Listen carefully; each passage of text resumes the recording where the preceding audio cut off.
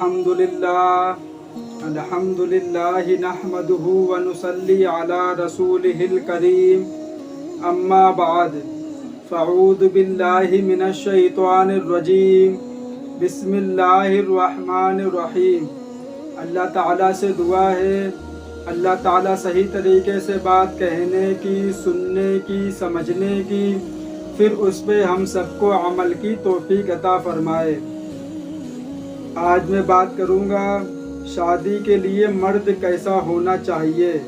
दीन इस्लाम के मुताबिक जब आप अपनी बेटी की शादी करें और जिस लड़के से शादी करें उसके बारे में आपको जानकारी होनी चाहिए। कहीं वो शराब तो नहीं पीता है, कहीं वो चोरी तो नहीं करता है, कहीं तो वो गलत काम तो नहीं करता है।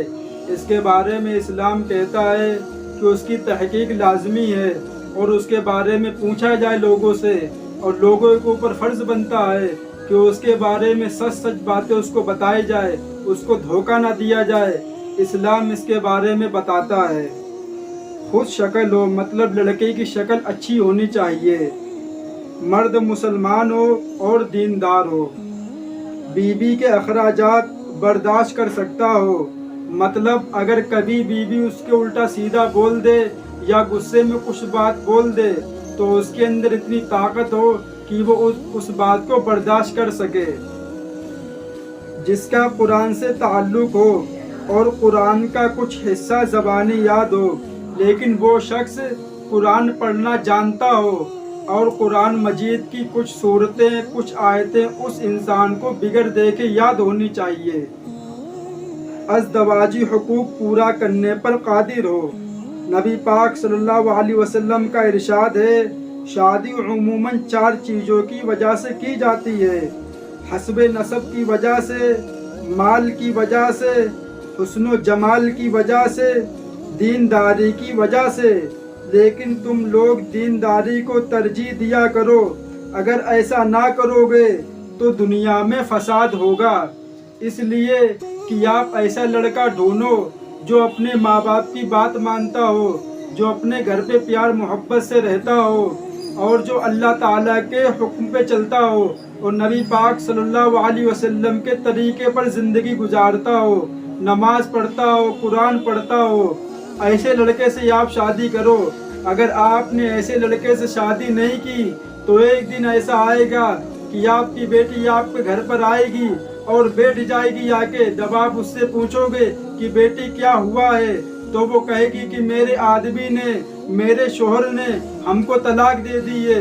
इसलिए कि वो शराब पी के आएगा, आपकी लड़की खाना बनाएगी, उसको खाना पसंद नहीं आएगा, उसको गाली देगा, उसको मारेगा, उसको पीटेगा, उसको परेशान करेगा और आखिरकार एक दिन यहाँ तक नौबत पहुँचेगी कि दोनों लोग आपस से जुदा हो जाएंगे।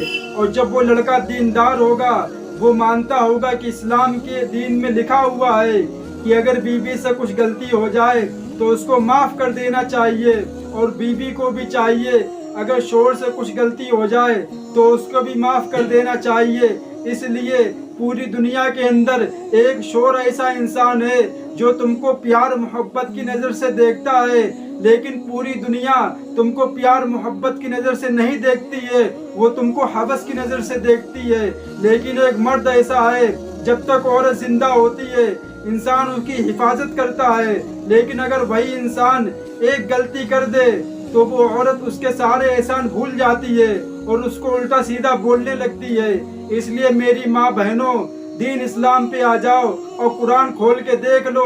अल्लाह ताला फरमाता है, अगर जिसका शोहर अपनी बीवी से नाराज हो और वो उसको ना मनाए तो पूरी रात फरिश्ते उस औरत के लिए बद्दुआ करते रहते हैं। अगर इसी हाल में उसका इंतकाल हो जाए तो वो औरत जन्नत में नहीं जा सकती है, वो जहन्नम में रहेगी जब तक क़यामत कायम ना हो जाए और फैसला ना कर दिया जाए, जब तक वो दोज़ख में जलती रहेगी।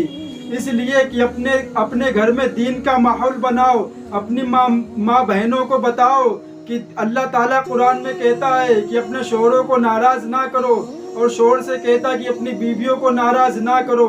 اگر اللہ تعالیٰ اپنے بعد کسی کو سجدہ کرنے کا حکم دیتا تو وہ عورتوں کو سجدہ کرنے کا حکم دیتا کہ وہ اپنے شوہروں کو سجدہ کریں۔ وآخر دعوانا والحمد للہ رب العالمین۔